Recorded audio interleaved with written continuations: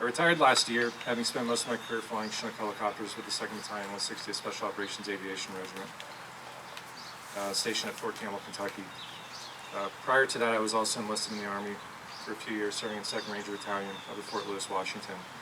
I continue to serve at the VA hospital, where I get to see the nation's best each and every day. Before I commence my portion of today's program, I really want to thank my wife and daughter for their support and dedication to my Army career. I'm joined by my wife, Angela, my Ohio girl. She's got to raise her hand. I got to point her out.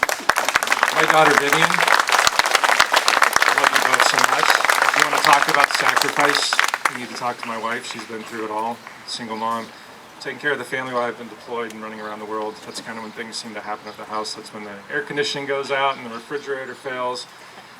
So she's done a lot while I've been gone. I'm also joined by my brother-in-law, Hugh Breen, and my sister-in-law, Michelle Breen, and my niece, Grace. They live in Chesterland. I want to thank you guys for always supporting me and supporting Angela and Vivian. It takes a family sometimes, especially with today's nature of service being gone. Put it into context. Some of you were born after a war started in Afghanistan. We're going into our 18th year of conflict over there. But as Mayor Bain said, I'm not a Northeast Ohio native, but Northeast Ohio always felt like home to me. I actually grew up in Southern California in Los Angeles, and in 2002, while I was in flight school, I met my Ohio girl and came up here and just immediately fell in love with the place. I know most people look at me pretty funny and say, why would you leave sunny Southern California for this, where it's like this every single day? But I will tell you that I love the area up here. It's a really special place to me. Northeast Ohio is just a beautiful region, and as my wife will tell you, once you're away for a while, you really get to appreciate it. Even the bad days when the weather's kind of gray and it's always snowing, there's salt in the road everywhere. But you guys have a special place here in the city of Pepper Pike, and this whole area is just very beautiful, full of arts and cultures, and I'm just honored to be able to work up here and live with my family.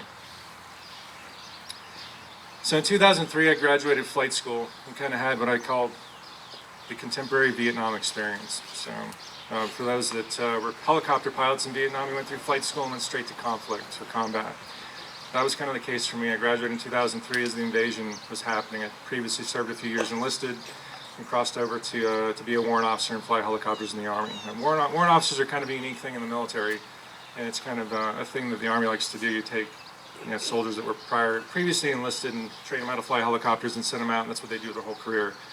And that's what I did. So I graduated, went to Fort Lewis, Washington, signed in, and went straight over to Iraq for Operation Iraqi Freedom in 2003 as the invasion was going down. And I flew medical evacuation helicopters, also known as dust-off. When I was called on the radio to run to the helicopter, started up and fly somewhere, that meant somebody was on the ground, gravely wounded, and needed immediate assistance from us. We were more or less a flying air ambulance, and we took off at those low-level altitudes that Gus talked about. That's kind of where we thrived in helicopters, 50 feet and below. We'd normally take off by ourselves without any escort and go right to the point of injury and see the chaos that ensued. If it was an IED, if there was something else that happened, we were normally the first there, and we picked up our wounded, we picked up Iraqi wounded, we picked up other NATO partners, their wounded, and flew them as fast as we could so that we could at least get them back to a field hospital. We did everything we could to give them a chance, even though we knew that the odds in many cases were not that great or were not in their favor. Many would survive their wounds, most would not. These were sons and daughters, fathers and mothers, brothers and sisters, friends and colleagues, fellow service members who volunteered to serve their country, many who would never return home. After that year in Iraq, I decided that I wanted to go back to Army Special Operations. I wanted to fly with the best and support the most complex special operations missions around. Admittedly, I never would have imagined where my time spent as a special operations helicopter pilot would take me. I enjoyed flying with the best helicopter pilots in the world while supporting domestic and foreign special operations forces. From the usual conflict zones in Iraq and Afghanistan to locations in Africa, Asia, and Europe, I was grateful to see the world, even if it was chaotic and at times very dangerous. I got to live and experience firsthand the various cultures and religions of the world through my own eyes, and thankful for the opportunity to work with an incredible team. My experience was unique by military standards, as we often lived and worked with the people that we were supporting, and sometimes living in cities and not in military bases, but right there in the mix of it with everybody. I probably spent as much time with my fellow pilots and aircrew in this organization as I did with my own family.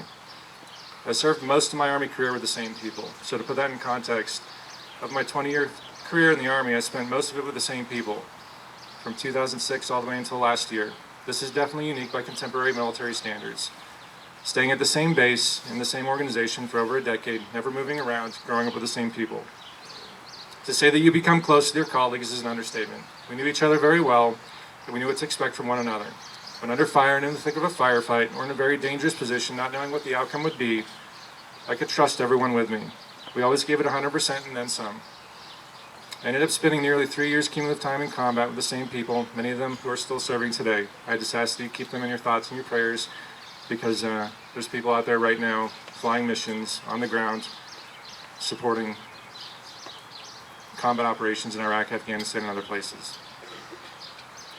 We supported the nation's most sensitive missions in some of the most dangerous places, and not always the places that most are familiar with. In many cases, we were there alone, supporting these missions in austere and dangerous environments. The types of missions that we flew were inherently dangerous, as is flying. As Gus will tell you, flying military aircraft can be inherently dangerous at times. Sometimes they want to work, sometimes they don't. Unfortunately, experiencing the loss of aircraft and aircrew is not uncommon. I've had many friends who took off for a mission and never returned. For my family and I, and for many of those that have served, Memorial Day is every single day. For the families and friends of the fallen, Memorial Day is every single day. Even though I had the honor of flying these complex special operations missions, of which the details will probably never be released, the most impactful and rewarding experience of my 20-year career was caring for the family of one of our helicopter crew chiefs who was killed in a fatal crash in Afghanistan in 2007. He was one of 8 that were killed in the crash from my unit that day. Our organization had the policy that we would always take care of our own and their families when they had fallen, which is not normal for most military organizations, but that's what we did. That's what we do in Special Operations Command. We take care of our own.